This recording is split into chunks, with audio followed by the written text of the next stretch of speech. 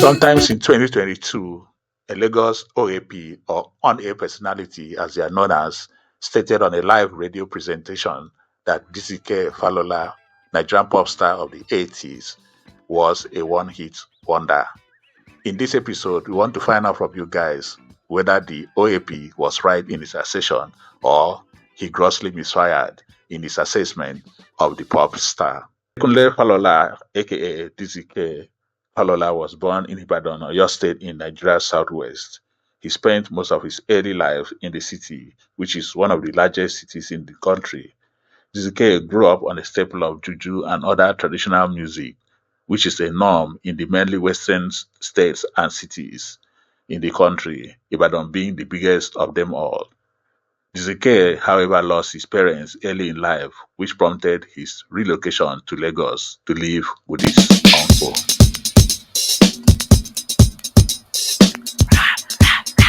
DJ rap, let me dance. Rap, rap, rap. DJ rap, let me dance. Lagos was to open a new musical vista for the young Dizike, who feasted on the musical collection of his uncle, including Michael Jackson, Johnny Nash, and Earth, Wind and Fire. Dizike found himself miming to these artists, and this built his interest and vision to become a musician. Dizike soon progressed from miming artist to recording his vocals on cassette tapes, which he bought, and which he now later shopped around recording companies for record deals. But this was proving difficult for him because his tapes were not proper demo tapes since he had no session men to back him up due to lack of funds. And he often faced rejection at all the recording companies he went to. Going to record companies was a hard thing, understand, because of my style of writing. And I cannot play instruments. I can only sing melodic, and I didn't have the money for session men to do a demo. So it was hard for me to get my demos listened to. In the midst of all this frustration, EMI moved office from their Papa location to Ikeja, and this came with a massive recruitment of artists. Off to EMI, Dizike went with the intention of seeking audience or seeing Odion Iroje, the lead A&R person at EMI. But on arriving, due to the long queue at Odion Iroje's door, remember, Odion Iroje has already made Chris Okotie a superstar. Due to that, a lot of the artists, the upcoming artists, were seeking audience with Odion Iroje, and there was a long queue, which prompted DCK to seek out the second A&R manager, who turns out to be Chief Tony Okoroji. When it got to my turn, I entered his office. I sat right opposite his big desk, A&R desk, with a lot of demos and cassettes all over the place. He asked me what type of demo have I got them.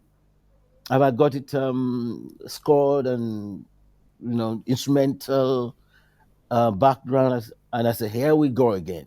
He's going to send me out. He wouldn't even listen. I said, very reluctantly, I said, look, here's my demo, but excuse me, just for a moment. Do listen to it. It hasn't got anything behind it. No instrumentation, no backing, just my voice. I was waiting for a no, but he just reached out and picked my cassette and said, however, I'll listen to it. And he just slotted it. It took him a second to say, he switched it off and said, I think I've got what I want here. This is what I've been waiting for. This marks the beginning of a musical and family relationship that has lasted close to 40 years. At some point, DZK had to move into the Okoroji's home in Mafoloko, Lagos, as his uncle that he lived with was not in support of his choice of music as a career. This was a time that tribe and tongues understood the ethos of brotherhood in the Nigerian nation. In 1982, under the production guidance of Tony Okoroji, 18-year-old DZK released his first album, Excuse Me Baby, which he dedicated to the DJs of the world. The album had three significant songs, the first being the title track, Excuse Me Baby, a funk-filled offering from the album. Then he had Saturday Night Rap, which happens to be the second recorded rap song in the history of Nigerian music, and also the song Take It to the DJ. Remember, Ronnie Kundayo has recorded the first rap song in Nigeria back in 1981, and this was 1982.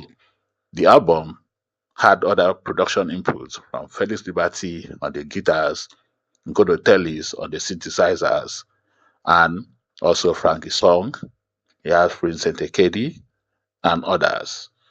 This album launched DCK into the world of music in Nigeria.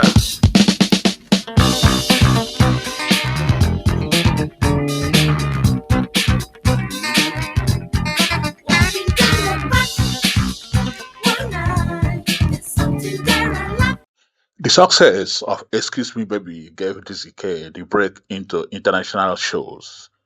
And then Mr. Ben Bruce had the penchant of bringing in international acts.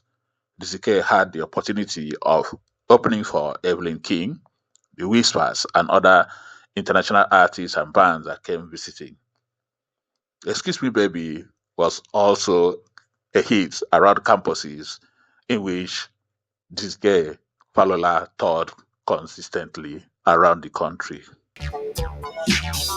Make you render me. You want it on your woman.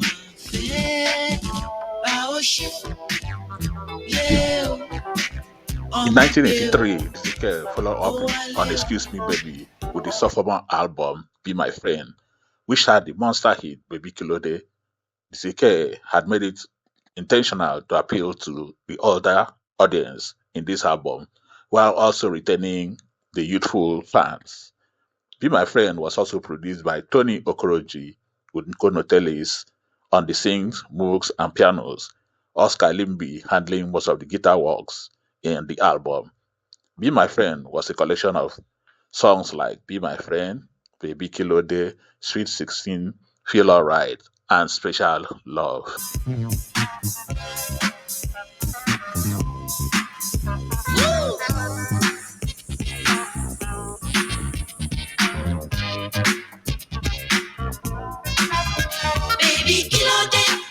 After the release of Be My Friend, DCK enrolled at the University of Ife, which is now known as Obafemi Awolowo University, to study music.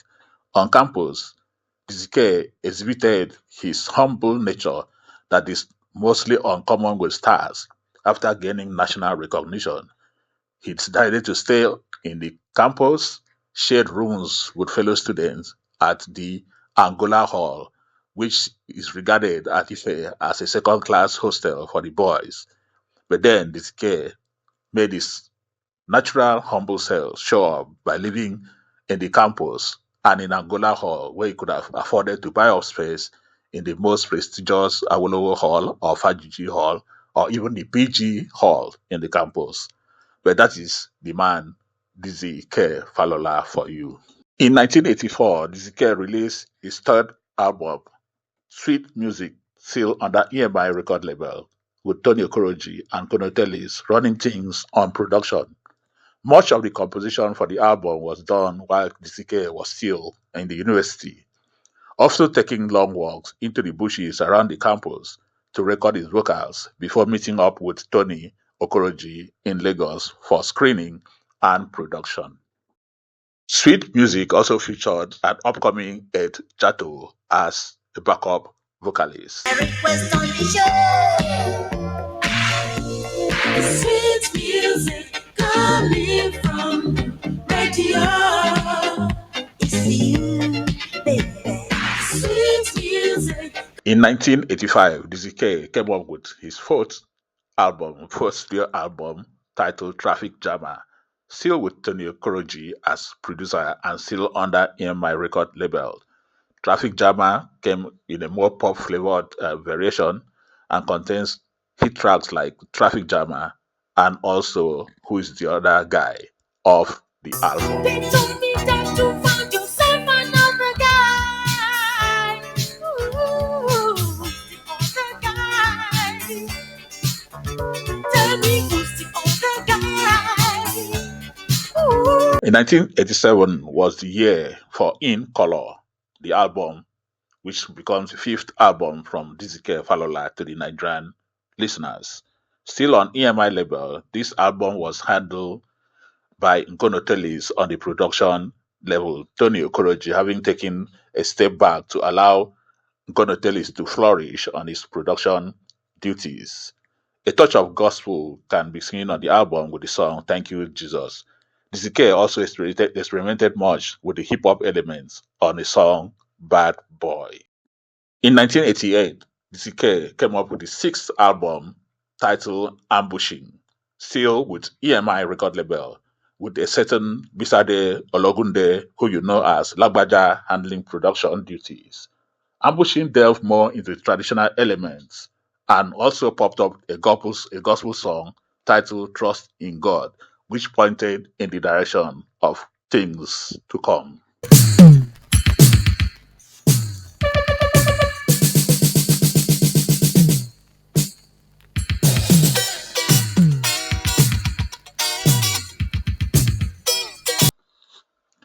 Before the break into the 1990s, Dizike Falola left Nigeria for the United Kingdom with his family, where he has been living since till this moment. Dizike Falola is currently a pastor.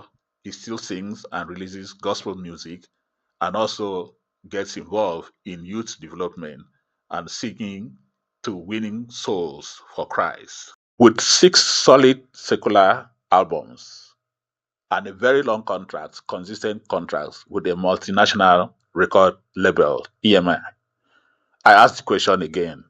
In his prime, would you consider DZK as a one hit album star or song star as posited by the OAP in 2022? Or is he a living legend of Nigerian music? Kindly let us know in your comments, which we'll be glad to respond to. Meanwhile, if you like what we've been doing and you're just watching and passing by, kindly subscribe to this channel at the buttons. And if you don't like what we are doing, let us know in the comments. We don't mind hearing from you. I thank all those that have subscribed to this channel from the beginning and has been following up with what we are doing. I say God bless. Thank you for watching this episode. Peace. I'm out. See you at the next episode.